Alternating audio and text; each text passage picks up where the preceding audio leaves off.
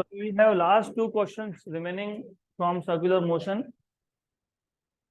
A pendulum consisting of a massless string of length 20 centimeter and a tiny bob of mass 100 gram is set up as a conical pendulum. Its bob now performs 75 RPM. RPM मतलब revolutions per minute. Calculate kinetic energy and increase in gravitational potential energy of the bob. तो पहले question को अच्छे से समझ लो, दो parts है. पहले मैं पार्ट 1 सॉल्व करके दूंगा, then I will give you time to write down, and then part 2. A pendulum consisting of a massless string of length 20 centimeter and a tiny bob of mass 100 gram. हमारे पास एक string है जिसका length आपको दिया हुआ है. You know what is the length of this, 20 centimetre, और नीचे जो बॉब है उसका मास है 100 ग्राम.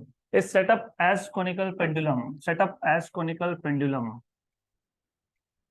तो इसको आपने कोनिकल पेंडुलम बना दिया. और आपको तो याद होगा, इसको हम लोग बोलते हैं एक्सियल हाइट h, और यहां से तो यहां तक इज लेंथ. तो this is length of the pendulum L. Then the bob performs 75 revolutions per minute. तो अभी क्या क्या गिवन पैरामीटर है पूरा देख लेते हैं पहले. What is given to us is length L is 20 centimetre, मतलब 20 इंटू 10⁻² मीटर, मतलब 2 इंटू 10⁻⁻1. ये आ गया लेंथ. और आपको दिया हुआ है मास ऑफ बॉब 100 ग्राम. 100 ग्राम मतलब 0.1 किलोग्राम होता है, मतलब 10⁻⁻1 किलोग्राम होता है वो. 10⁻⁻1 किलोग्राम इज द मास. और आरपीएम मतलब होता है फ्रीक्वेंसी, मतलब एम. तो ये आ गया आपके पास 75 आरपीएम. इसको आरपीएस में कन्वर्ट करना है तो डिवाइड बाय 60 करोगे. 15 का टेबल पता होगा, 5 एंड 4 का. तो दिस इज 5/4 मतलब 1.25 RPS. 5/4 is 1.25. Calculate kinetic energy and increase in gravitational potential energy. Use pi square as 10. pi square की वैल्यू आपको यूज करनी है 10. सिर्फ एक बार वेरीफाई कर लेते हैं कि सब कुछ करेक्ट पैरामीटर दिए हैं क्या. तो मोर और लेस एवरीथिंग इज करेक्ट. जी की वैल्यू भी हम यूज करेंगे 10 मीटर पर सेकेंड स्क्वायर. और आपको फाइंड करने के लिए बोला है काइनेटिक एनर्जी नंबर 1. दूसरा change in gravitational potential energy. अब ये change in gravitational potential energy क्यों बोला है वो मैं बताऊंगा जब सॉल्व करूंगा तब, लेकिन पहले हम लोग फाइंड करेंगे व्हाट इज काइनेटिक एनर्जी. तो how do you find out what is kinetic energy? 1/2 mv². मास तो पता है, यस. v पता नहीं है, लेकिन v का फॉर्मूला पता है. v² equal to rg tan theta. Important. तो kinetic energy will be equal to 1/2 m rg tan theta, क्योंकि v² है rg tan थीटा. पूरे क्वेश्चन में कहीं पे भी थीटा की वैल्यू दी नहीं है, तो अभी हमको थीटा की वैल्यू फाइंड करनी पड़ेगी, क्योंकि थीटा की वैल्यू आएगा तब जाके tan थीटा मिलेगा ना. तो क्वेश्चन सॉल्व करने के लिए एक प्रॉपर अप्रोच डेवलप करना पड़ेगा आपको. और I am telling you, not at all difficult. Concept पता है, यस. आई होप आपको कॉनिकल पेंडुलम याद है. आई होप आपको ये याद है कि mg को किसने बैलेंस किया था, टी कॉस. सेंट्रीपिटल किसने प्रोवाइड किया था, टी साइन. इतना सफिशिएंट है, इससे ज्यादा कुछ लगने वाला नहीं है. और एक फॉर्मूला तो आपको पता ही है, T sine by T cos करते तो क्या मिलता है, v² equal to rg tan theta. तो tan theta is v² by rg. तो फॉर्मूला बन गया. अब सिर्फ कहाँ प्रॉब्लम आएगा, आर पता है हमको, नहीं पता तो फाइंड कर लोगे. नहीं जी नहीं, आर कैसे फाइंड करोगे, कैसे फाइंड करोगे यार. What is R? रेडियस. किसका रेडियस, किसका रेडियस? हॉरिजॉन्टल सर्कुलर मोशन का रेडियस. Very good. तो आपको सबसे पहले what you need to know is, ये परफॉर्म करेगा, कोनिकल पेंडुलम है तो परफॉर्म करेगा हॉरिजॉन्टल सर्कुलर मोशन. तो फिर हॉरिजॉन्टल सर्कुलर मोशन का जो रेडियस है वो कैसे फाइंड करोगे, क्योंकि रेडियस तो लगने वाला है ना। दिया क्या रेडियस? नहीं। तो हमको रेडियस चाहिए, तो रेडियस कैसे फाइंड करेंगे? ये एंगल अगर थीटा है, what is sine theta? Opposite upon, हाँ तो बताओ what is sine theta? R by L. Opposite upon hypotenuse होता है R by L. Very good. तो what is R? R is L sine theta. चलो ठीक है, एल पता है क्या? यस। तो हम को एल पता है, थीटा फाइंड करना ही पड़ेगा, तो आर भी मिल जाएगा। तो R is L sine theta from this diagram. Sine theta is opposite side upon hypotenuse, तो R equal to L sine theta. वो हम लोग यहाँ पे यूज करेंगे बाद में। Let us first find out theta. तो थीटा कैसे फाइंड करना है? फ्रीक्वेंसी दिया, फ्रीक्वेंसी। फ्रीक्वेंसी का रेसिप्रोकल मतलब क्या? Very good, time period. और तुमको याद है टाइम पीरियड क्या था? जी, वेरी गुड। तो time period is one upon frequency, 2 pi under root of L cos theta by g. Frequency क्या है? 5/4, तो उसका रेसिप्रोकल क्या है? 4/5।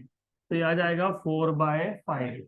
1/5/4, 4 गया ऊपर, equal to 2 pi L cos theta by G. G की वैल्यू लेंगे हम लोग 10, squaring on both sides.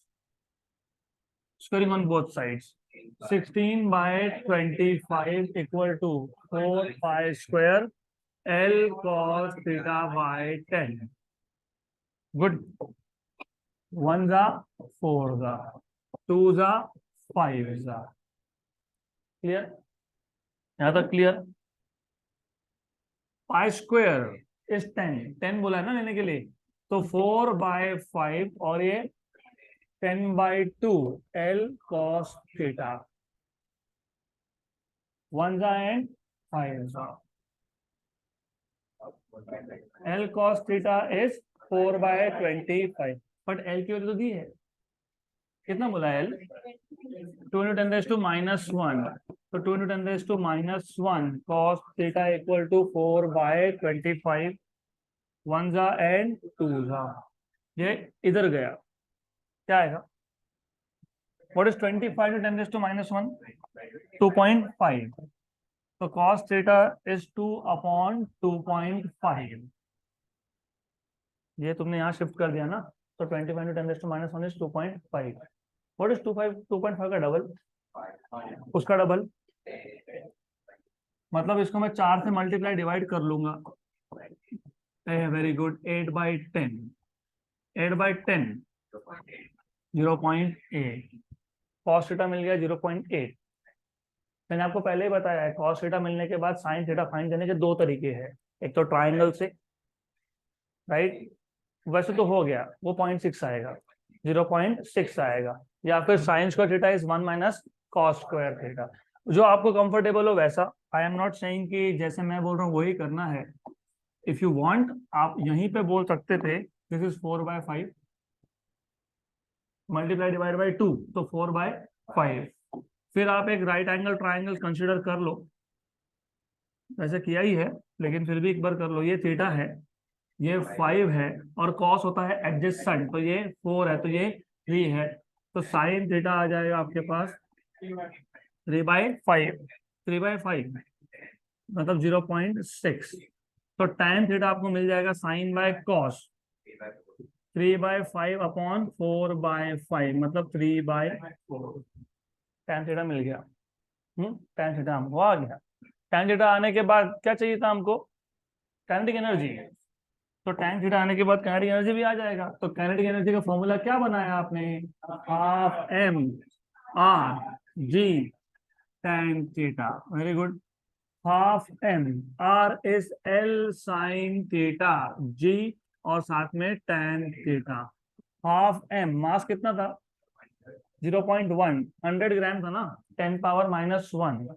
l 20 × 10⁻⁻, sine theta 0.6 ठीक है, G 10 और ये 3/4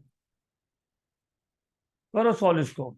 2 कैंसल, 2 गया, 2 जा और 0.3 जा, राइट। 10⁻⁻1 -1 -2 -3 और साथ में कौन है 10 बराबर।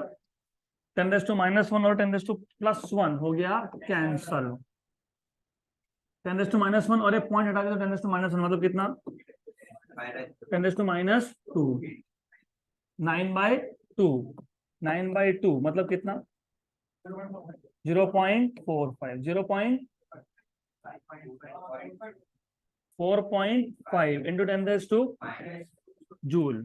तो फाइनल क्या आना चाहिए 10⁻² है ना, फिर बताओ 0.045 जूल बराबर। टेक्स्ट बुक में आंसर गलत है, 0.45 लिखा है, आंसर क्या आ रहा है 0.045। यहाँ तक क्लियर। मैं एक बार रिपीट कर देता हूँ, क्वेश्चन नंबर है 17, प्रैक्टिस कर लो नंबर 17, वापस एक बार ध्यान दो। पेंडुलम था, कोनिकल पेंडुलम है, ये सारे पैरामीटर है, लेंथ दिया हुआ है, मास दिया हुआ है बॉब का, फ्रीक्वेंसी दिया हुआ है पाई स्क्वायर और जी की वैल्यू 10 आपको यूज करनी है, ये तो गिवन है। आपको फाइंड करना है सबसे पहले kinetic energy, half mv²। Conical pendulum के केस में v² होता है rg tan थीटा, तो मैंने सिर्फ v² की जगह लिखा rg tan थीटा। यहाँ तक कोई डाउट? पक्का पक्का, sure sure, no doubt, very good. अब प्रॉब्लम क्या है, हमको थीटा पता नहीं है, तो पहले थीटा फाइंड करना पड़ेगा। लेकिन फ्रीक्वेंसी दिया है, फ्रीक्वेंसी दिया है मतलब टाइम पीरियड दिया है, क्योंकि फ्रीक्वेंसी का रेसिप्रोकल होता है टाइम पीरियड। तो हम लोगों को टाइम पीरियड का फॉर्मूला पता है 2π√L cos θ/g। Time period 1/फ्रीक्वेंसी, तो 1/फ्रीक्वेंसी मतलब 4/5। ये सारे वैल्यू सब्स्टिट्यूट किए, इसको सॉल्व कर लिया, हमको मिल गया cos θ दैट इज 4/5। cos θ 4/5 तो sin θ 3/5, हमेशा ऐसा ही होता है, राइट। तो sin θ मिल गया, cos θ पता है, sin by cos tan that is 3/4। tan मिल गया, फिर r भी नहीं पता, r नहीं पता तो फिर डायग्राम से r क्या है L sin θ, L तो दिया है यस, तो L sin θ वहां से मिल जाएगा आपको r, और ये सब सब्स्टिट्यूट करोगे यहाँ पे। Kinetic energy is half mRg tan θ, m r is L sin θ, g और tan θ, m इज 100 ग्राम मतलब 10⁻⁻1 किलोग्राम, ये किलोग्राम में आ गया। L 2 × 10⁻⁻1 sin θ is 0.6, g is 10 और tan θ इज 3/4। बस इसको सबको सॉल्व करने के बाद आता है 0.045 जूल। टेक्स्ट बुक में 0.45 लिखा है, दैट इज नॉट करेक्ट, एक डेसिमल वहां पे कम था तो एक डेसिमल बढ़ा लो, 0.045 जूल।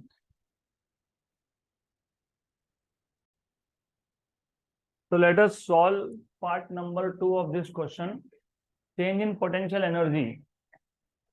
तो अभी चेंज इन पोटेंशियल एनर्जी मतलब mgh होता है, आपने ग्रेविटेशन में देखा था already. Potential energy is not mgh, it is change in potential energy that is equal to mgh। तो जो अगला पार्ट है उसमें भी वही करना है, सिर्फ थोड़ा ध्यान दो क्योंकि it is important, really important. JEE NEET का क्वेश्चन बनता है इस पे। यू हैव अ स्ट्रिंग जिसका लेंथ है L, इसी को आपने कर दिया डिस्प्लेस, आपने इसको कर दिया डिस्प्लेस और यहाँ लाया। पहले मैंने एक्चुअली हाइट कम दिखाया था, अब थोड़ा ज्यादा दिखा रहा हूँ, otherwise you will not be able to understand कौन सा टर्म कहाँ से आ रहा है, तो ध्यान दो। तो ये बॉब है, is also Bob, right. Axial height ये यहां से यहां तक होता है, और लेंथ ऑफ द स्ट्रिंग यहां से सेंटर तक होता है। तो ये क्या है, length of the string. Centre किसका सेंटर, बॉब का सेंटर, तो याद रखना बॉब का सेंटर। तो ये भी क्या है, लेंथ है, ये एंगल कितना है थीटा। अब जब डिस्प्लेस किया पेंडुलम को मतलब बॉब को, तो इन द डिस्प्लेस पोजीशन पहले हाइट कितना था 0, अब हाइट कितना है late us say h, this height is h. तो as you know, change in potential energy is equal to mgh. Very good. मतलब अगर पोटेंशियल एनर्जी का चेंज फाइंड करना है तो क्या फाइंड करना है? Height h. वो कैसे फाइंड करेंगे? Do you see from diagram, l l ये l है ना, और अगर ये जो लेंथ है, ये जो लेंथ है, इसका मैं प्रोजेक्शन अगर देखता हूं, मतलब यहाँ पे ये देखता हूँ, तो ये क्या आएगा? ये लेंथ था, राइट. लेंथ का ये कंपोनेंट कौन सा आएगा? l cos theta. Adjacent component हमेशा क्या होता है? l cos theta. तो यहां से यहां तक का डिस्टेंस क्या है? l cos theta. तो what is l cos theta plus h? l. ये टोटल l है, उसमें एक है l cos थीटा और नीचे का डिस्टेंस है h. तो then you can say from here l equal to plus h. तो what is h? l minus l cos theta. तो M G L minus L cos theta. L common, 1 minus cos theta. M की value थी 10 जी की value थी 10, L की value थी 2 into 10 minus 1. Cos theta था 0.8. ये 10 माइनस 1 और प्लस 1 कैंसल. तो 2 इंटू 10 माइनस 1 और ये 0.2 इंटू 2 0.4 इंटू 10 माइनस 1 हो गया. This is change in potential energy 0.04 joule. Done.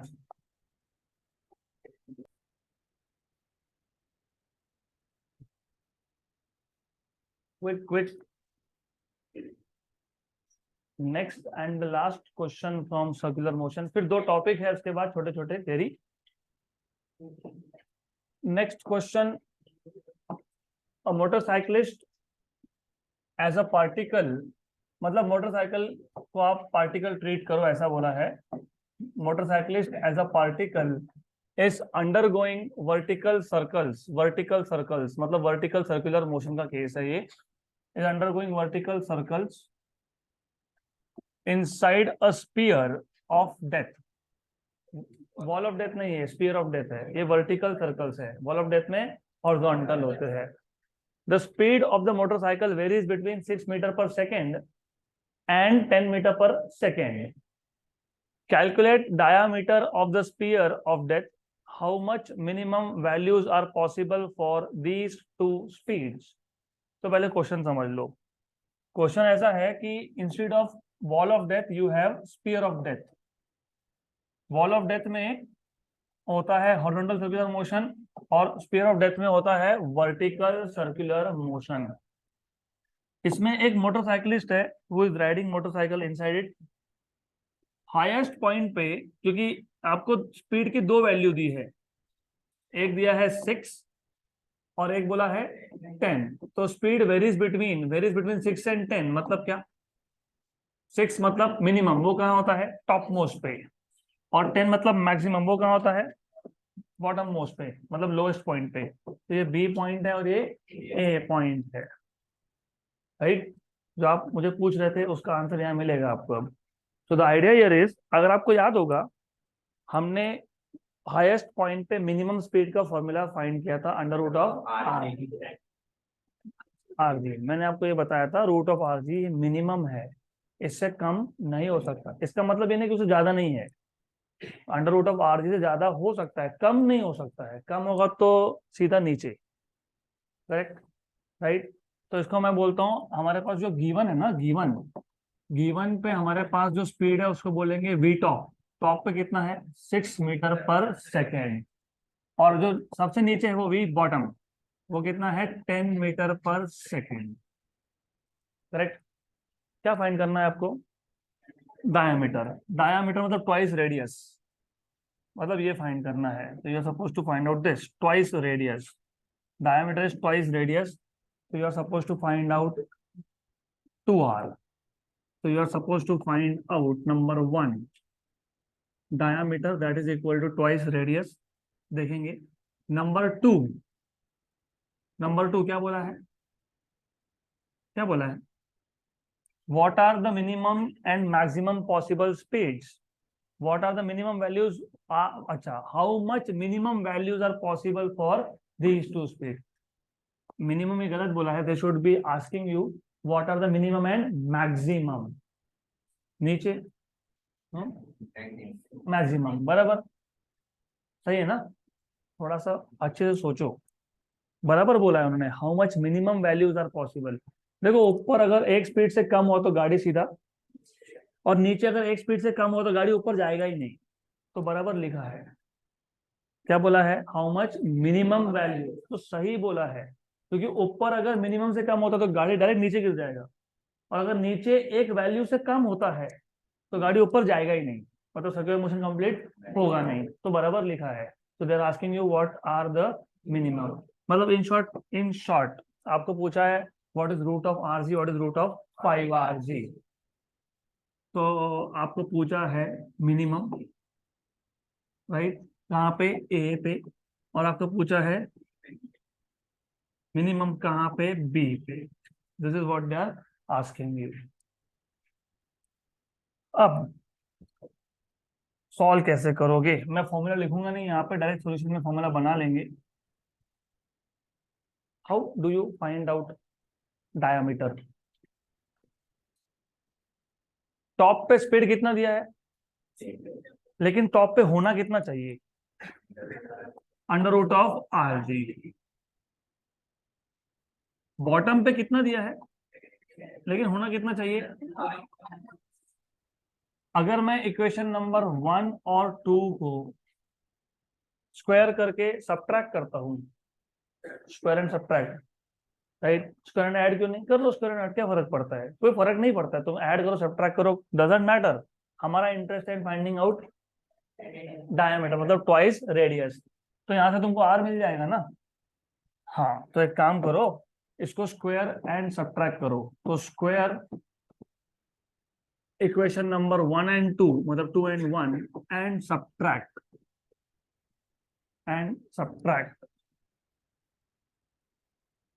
v bottom square minus v top square, v bottom कितना है, अंडर रूट ऑफ 5 RG का स्क्वायर 5 RG, और माइनस RG, तो ऐड करते तो सिर्फ यहाँ प्लस और यहाँ पे प्लस होता, ठीक है, बट v बॉटम दिया कितना है, 10 माइनस 6, ये कितना आ गया,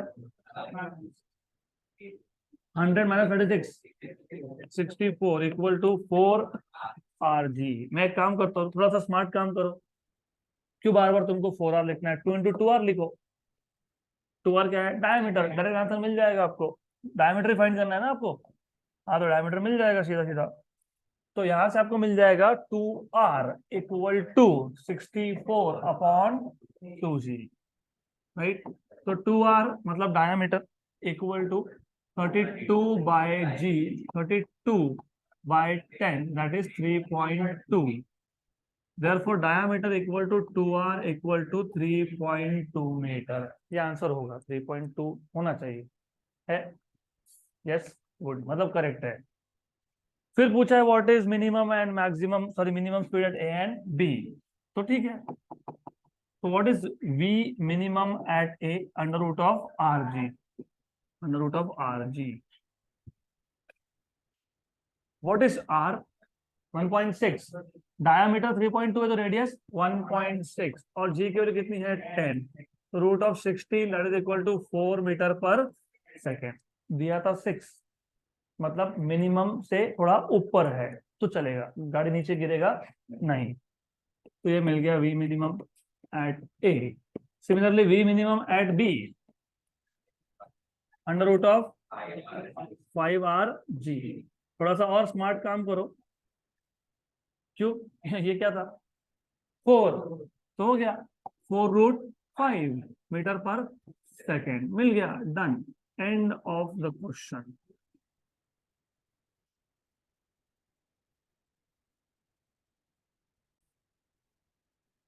So let us go ahead with last two remaining topics of circular motion. एक, अगर आपको याद होगा, वर्टिकल सर्कुलर मोशन में हमने mass tied to a string का केस देखा था. अभी mass tied to a rod का केस बाकी है. ज्यादा डिफरेंस नहीं है, बहुत सिंपल टॉपिक है. In fact it is much more simpler compare to mass tied to a string. तो अगला टॉपिक है mass tied to a rod. Mass tied to a rod.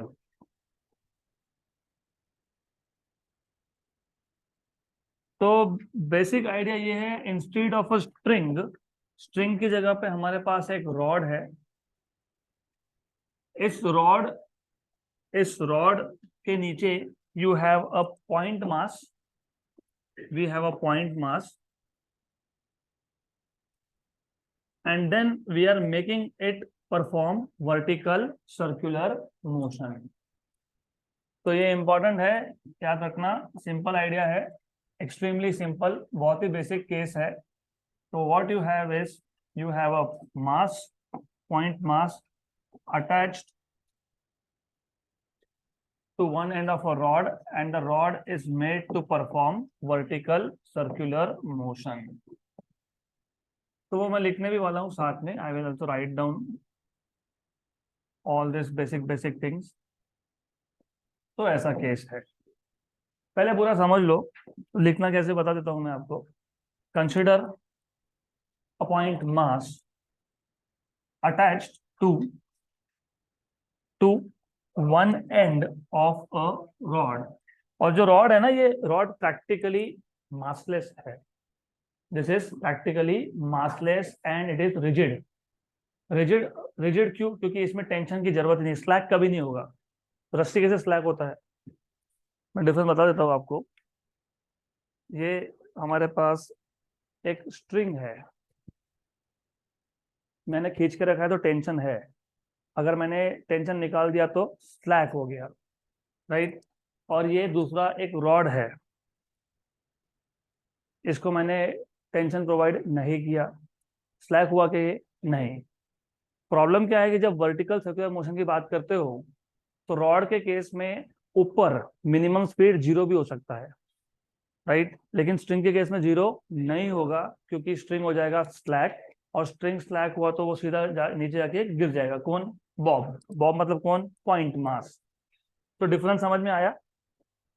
String के केस में टॉप मोस्ट पॉइंट पे minimum speed कितना होना चाहिए? Under root of R G. यहाँ पे ऐसा कोई कंडीशन ही नहीं है, तो कितना हो सकता है? 0. तो consider a point mass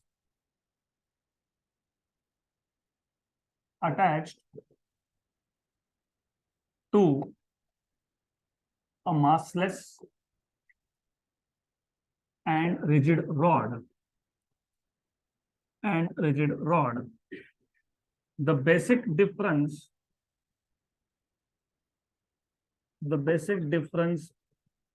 between the string and the rod is that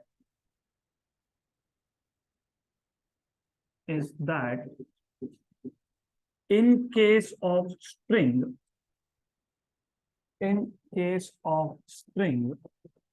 some tension is required at all the points,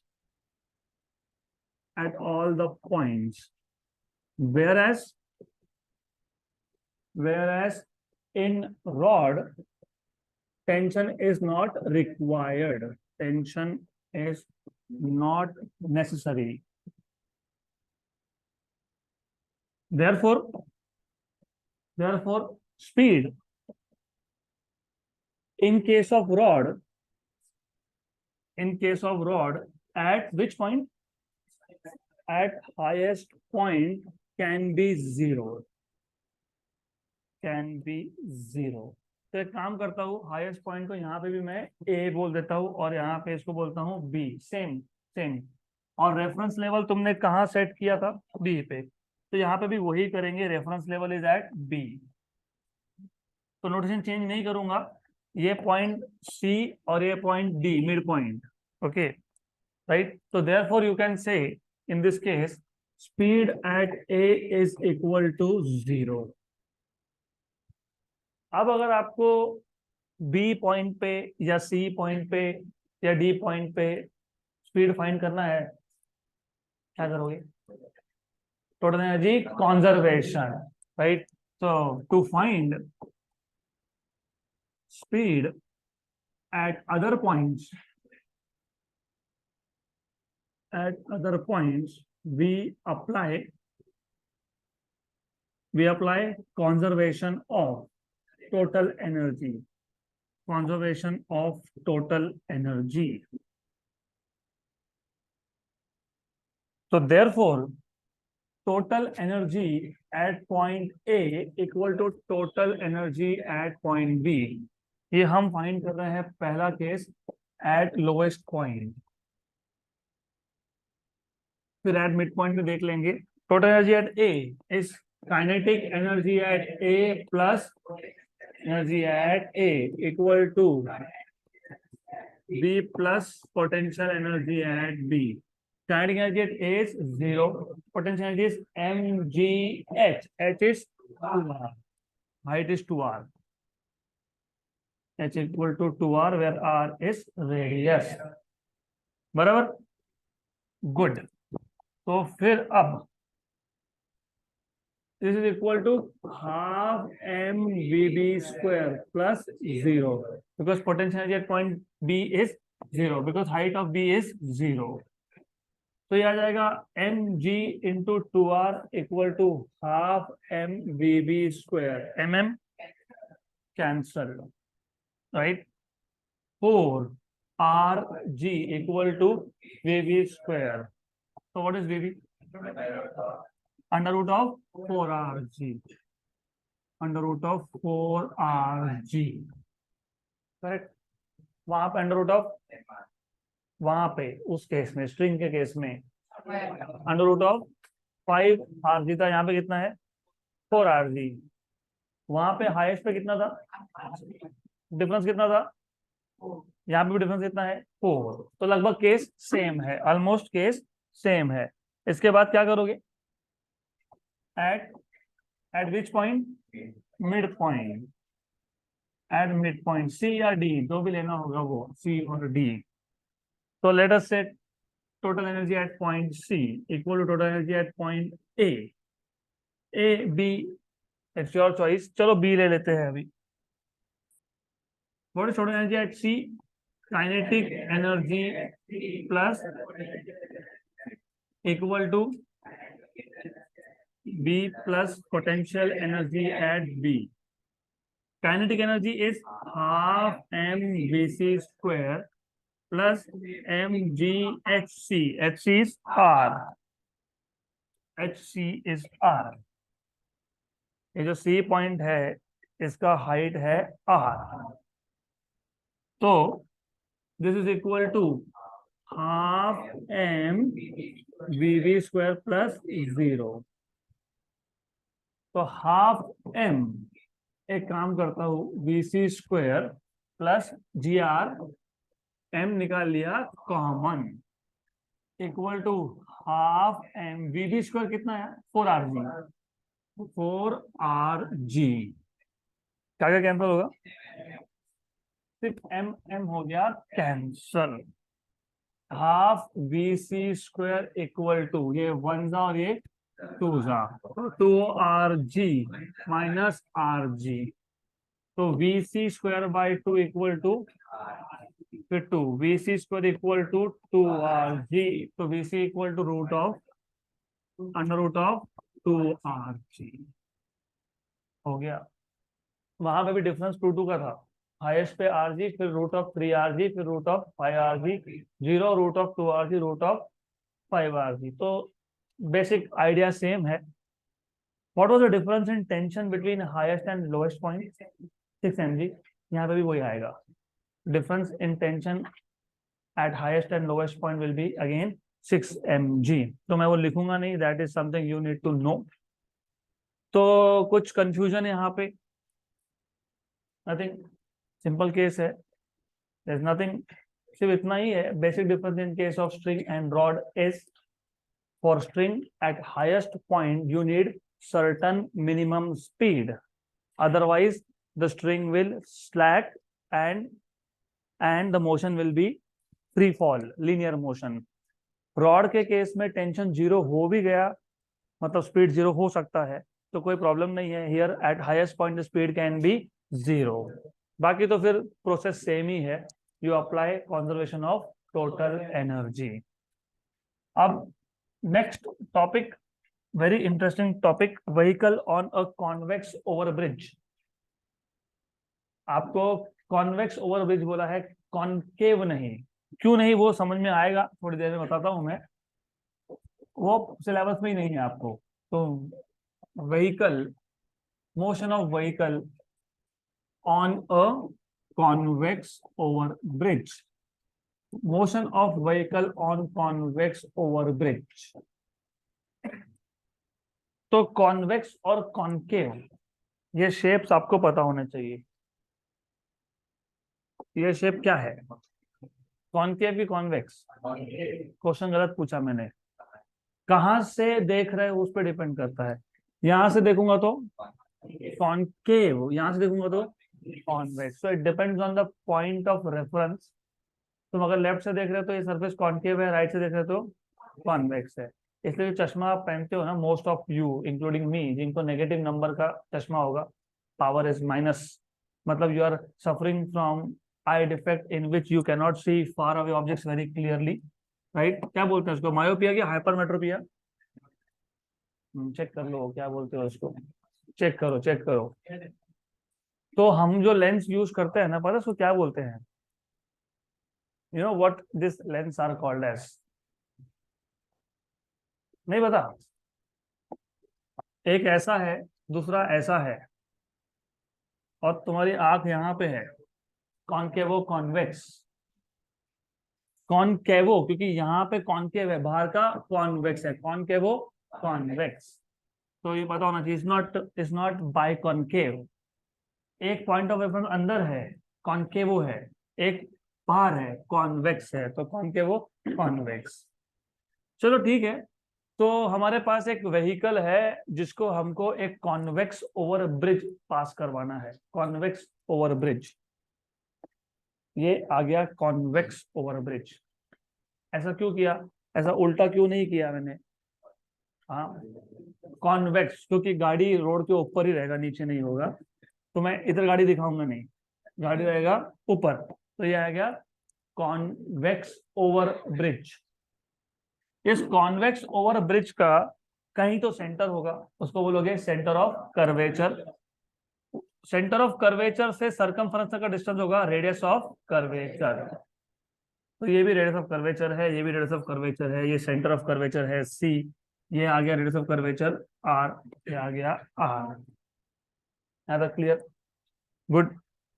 अब before we start solving about this, I have a very basic question जो मैंने class में 3 बार बताया है। आपका wait मतलब क्या? Normal reaction. apparent weight is normal reaction and actual weight is mg। तो जो आप मेजर करते हो वो क्या होता है?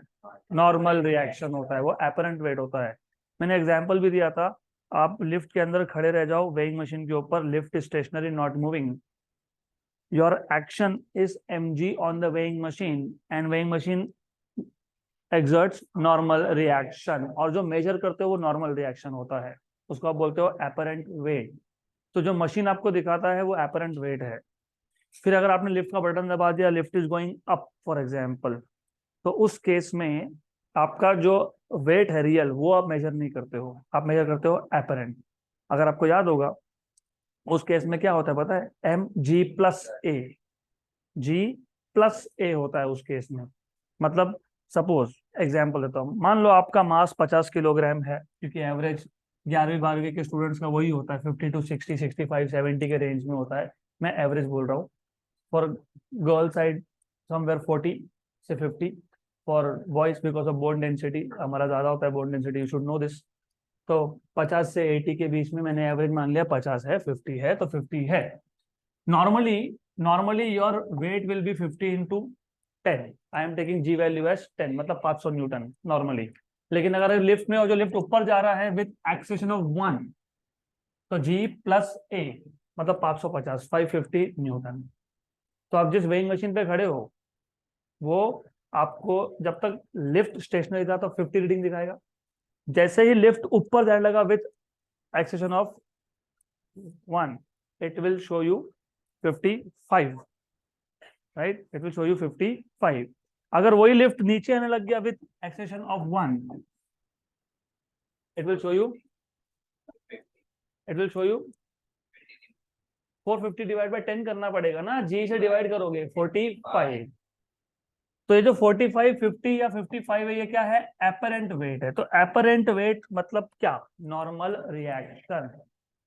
तो अगर इसके ऊपर एक गाड़ी है, इस कॉन्वेक्स ओवर ब्रिज के ऊपर एक गाड़ी है, बस होगा, कार होगा, टू व्हीलर होगा, जो भी होगा, तो उसका एपरेंट वेट मतलब क्या?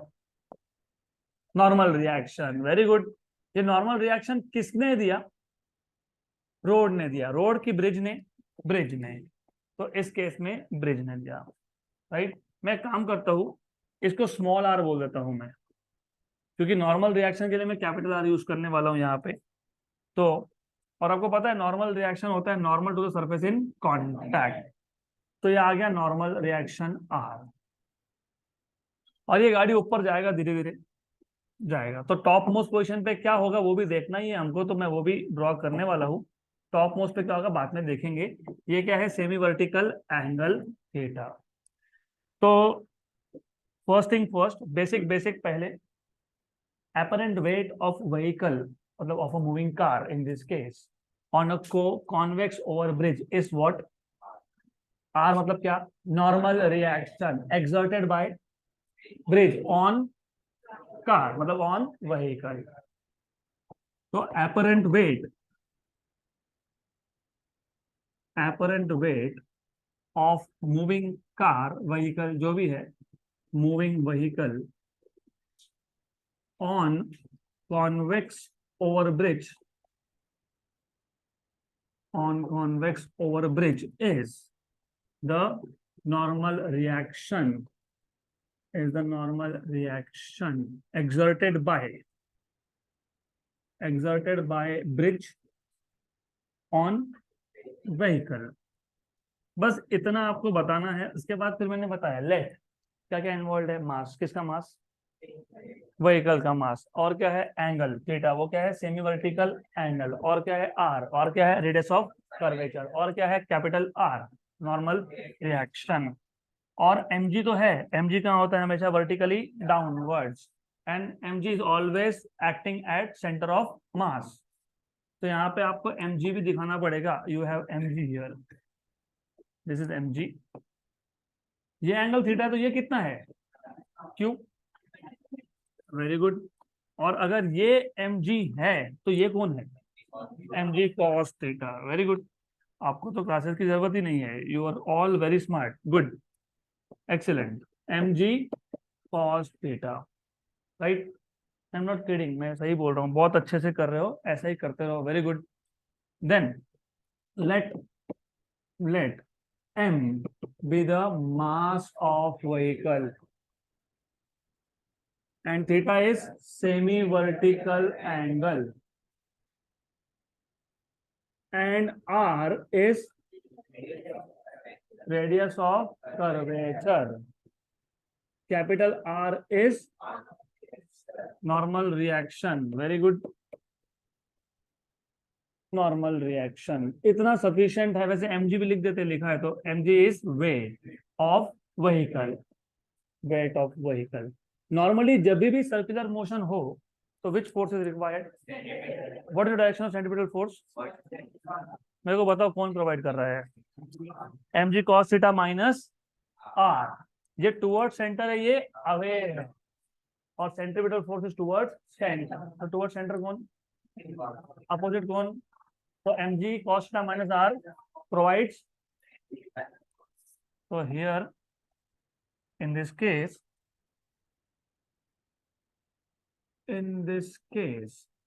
mg cos theta minus r provides necessary centripetal force.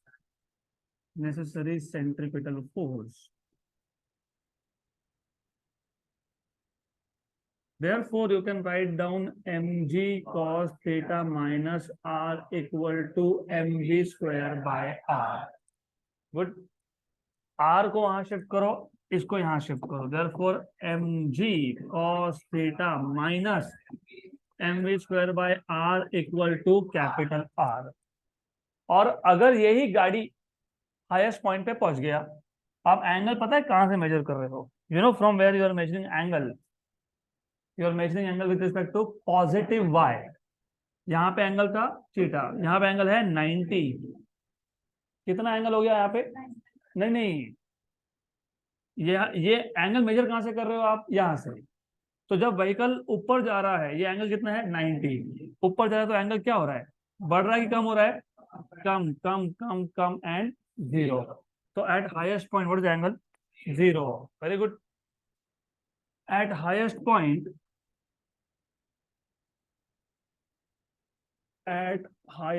point theta is equal to 0.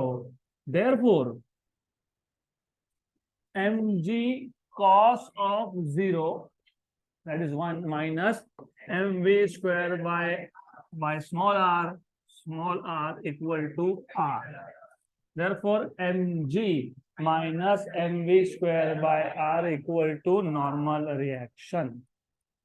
अब आपको समझ में आएगा कि कॉन्वेक्स ओवर ब्रिज क्यों बनाते हैं, कॉनकेव क्यों नहीं बनाते. चलो कॉनकेव क्यों नहीं बनाते वो तो आपको सिलेबस में है नहीं, लेकिन मैं यहाँ पे कंपैरिजन के लिए लूंगा.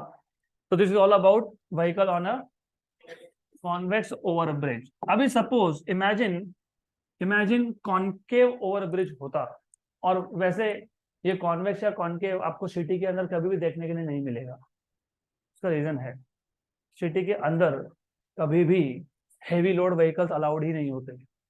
देखा है कभी बड़े ट्रॉले आ गए अंदर? नहीं होता, अलाउड नहीं होता, टर्न ही नहीं मार पाएंगे, पहली भी चीज. दूसरा, नंबर 2, ट्रैफिक जैम का प्रॉब्लम होगा. नंबर 3, हमारे यहाँ तो रोड्स इंटरनेशनल क्वालिटी के होते हैं. एक बड़ा व्हीकल आ गया तो सब गया, तो रोड भी साथ में लेके गया. तो anyways, jokes apart, that is a bitter truth by the way.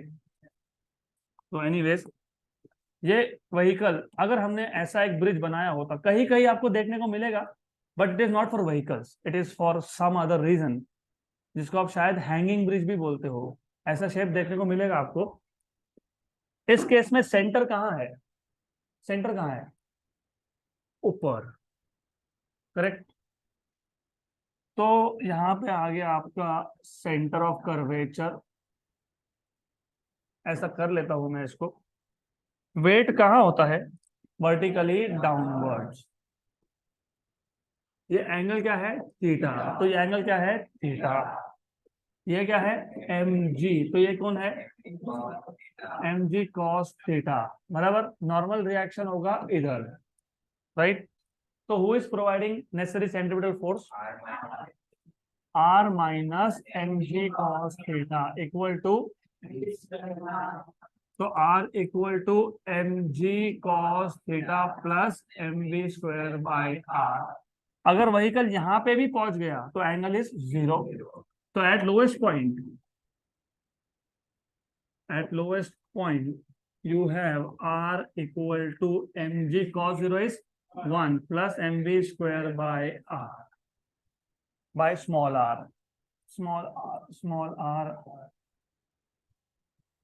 Okay, good. यहाँ पे नॉर्मल रिएक्शन है, स्मॉल r है यहाँ पे, और ये दोनों को कंपेयर करो. What do you see? Plus and minus. देखो प्रॉब्लम क्या है? प्रॉब्लम तो है ही है ना कि हेवी लोड व्हीकल अगर है, उसका रियल वेट क्या है? mg. और एपरेंट वेट क्या है? Normal reaction. तो जब कॉन्वेक्स शेप बनाते हो, कॉन्वेक्स, तो ब्रिज के ऊपर नॉर्मल रिएक्शन क्या हो गया? mg माइनस, मतलब थोड़ा सा वेट कम हो गया. तो जो हैवी व्हीकल है उसको क्रॉस करने में इजी जाएगा without putting excess load on the bridge, नहीं तो ब्रिज हो जाएगा कोलैप्स। ज्यादा वजन डाल दिया तुमने तो क्या होगा, कोलैप्स होगा ना वो। इसके लिए कॉन्वेक्स बनाते हैं so that normal reaction is less than less than less than actual wait, right. अगर कॉनकेव बनाया होता तो बढ़ जाता, हैवी हो जाएगा, जितना उसका रियल वेट है उससे ज्यादा हो जाएगा। तो दैट इज वाई आपको आपके नोट्स में और आपके सिलेबस में दिखेगा कि कॉनकेव ब्रिज कहीं पे भी मेंशन नहीं किया है। तो आपको सिर्फ है vehicle on a convex over bridge, simple, good. So this is end of circular motion part of this chapter. Now we will start with rotational motion. तो rotational motion start करने से पहले तो we will start with part B of this chapter. Part B of this chapter which is rotational dynamics. rotational motion भी बोल सकते हो इसको। सबसे पहले आपको पता होना चाहिए कि हम rotational motion strictly rigid body के लिए ही स्टडी करते हैं। उसका एक रीजन है, वो क्या है बताता हूं, लेकिन पहले बताओ what is the meaning of rigid body. जिसका शेप चेंज नहीं होता है, साइज चेंज नहीं होता है, under the action of external force of any magnitude. Rigid body is a body whose shape and size does not change under the action of external force of any magnitude। तुम 10 Newton, 100 Newton, 500 Newton, 1000 Newton कितना भी लगा दो, theoretically बोल रहा हूं मैं, right. उसका शेप, उसका साइज चेंज नहीं होगा, प्रैक्टिकली नहीं, प्रैक्टिकली तो होगा ही। आप टाइटेनियम का रॉड लो which is suppose to be very sturdy, बहुत ज्यादा स्ट्रेंथ होता है, उस पर 10,000 न्यूटन फोर्स लगा दो, it is going to break, या तो कम से कम उसका शेप चेंज होगा। मैं थ्योरेटिकली बात कर रहा हूँ, मतलब होता क्या है। और सॉलिड है, rigid body is solid body, तो rigid body is solid body. तो अगर मैंने इसके ऊपर फोर्स लगाया और इसका शेप या साइज चेंज नहीं हो रहा है, मतलब एग्जैक्टली क्या हो रहा है, एग्जैक्टली ये है कि इसके जो पार्टिकल्स है ना, ये पार्टिकल एटम भी हो सकता है, पार्टिकल मॉलिक्यूल भी हो सकता है। तो distance between any two particle always remains fix, always remains constant. तुम कितना भी फोर्स लगा दो, क्योंकि शेप या साइज चेंज नहीं हुआ, मतलब particle to particle distance change नहीं हुआ। तो सबसे पहले ये पता होना चाहिए। तो हम लोग पहले रिजिड बॉडी वापस डिफाइन करेंगे। ये रोटेशनल डायनामिक्स में डिफाइन करना इंपॉर्टेंट नहीं है, सिर्फ पता होना चाहिए। तो रिजिड बॉडी कैसे डिफाइन करोगे, a body, rigid body is a body, आगे बताओ। Rigid body is a body whose shape and size does not change under the action of external force of any magnitude। Very good. थोड़ा सा notes में थोड़ा सा अलग लिखा है, लेकिन एक ही बात है, उसका मतलब वही होता है। It means that the distance between any two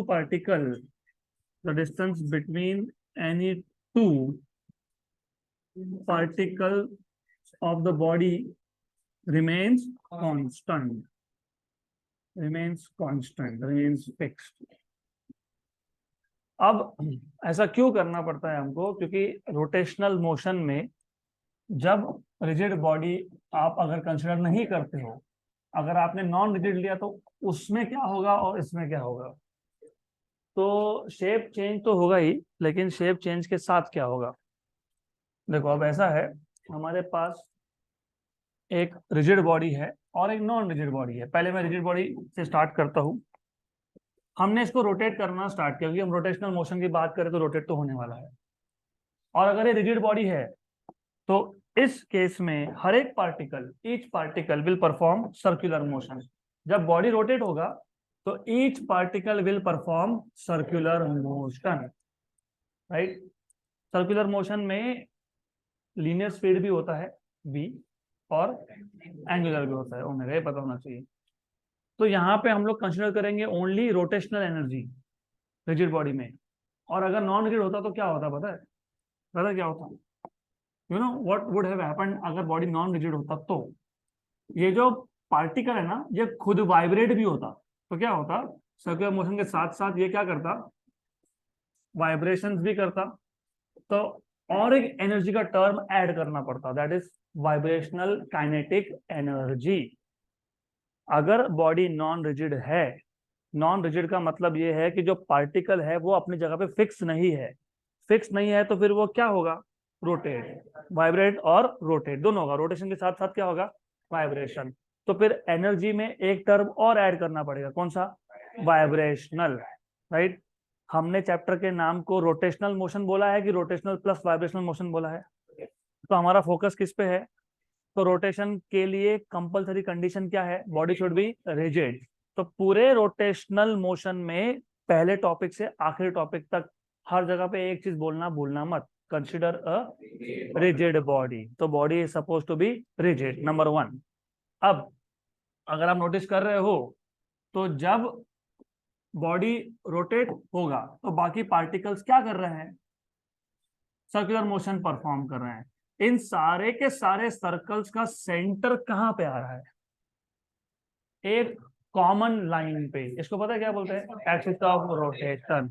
तो हमको एक्सिस ऑफ रोटेशन की भी जरूरत पड़ेगी, तो हमको एक्सिस ऑफ रोटेशन भी डिफाइन करना पड़ेगा। तो next definition is axis of rotation. तो एक्सिस ऑफ रोटेशन डिफाइन कैसे करोगे? When a rigid body rotates, each particle या all the particles of the body perform circular motion. The centers of all these circles lie on a common line, and that common line is known as axis of rotation. So when a rigid body rotates, all the particles of the body perform circular motion, या फिर all the particles of the body move, all the particles of the body move in circles. The centers of all these circles lie on a common straight line,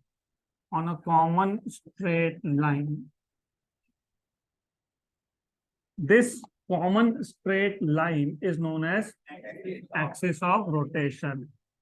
This common straight line is known as axis of rotation. तो याद रखना, जब हम rotation की बात करेंगे तो body will always be a rigid body.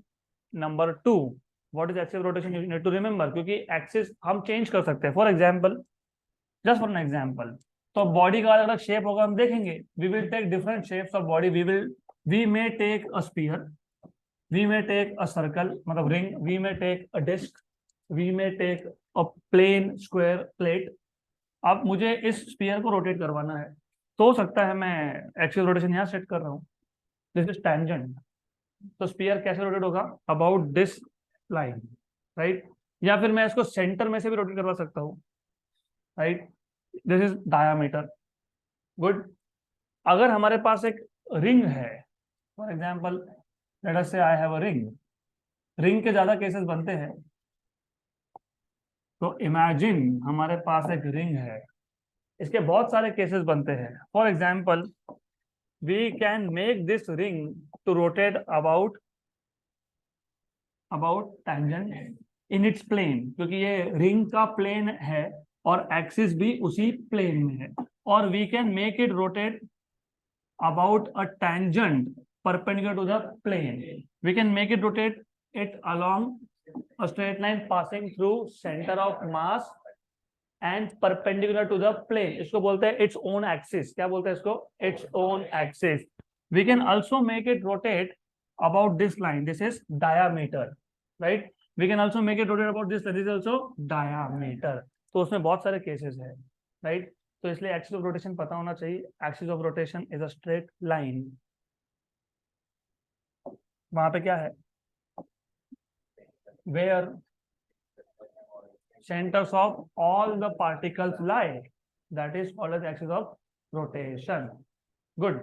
तो जो रोटेशनल डायनामिक्स का पहला टॉपिक है that is rotational kinetic energy. Of course उससे पहले मोमेंट ऑफ इनर्शिया में डिफाइन करूंगा, लेकिन पहला इंपॉर्टेंट टॉपिक है रोटेशनल काइनेटिक एनर्जी. वो हम कल से स्टार्ट करेंगे.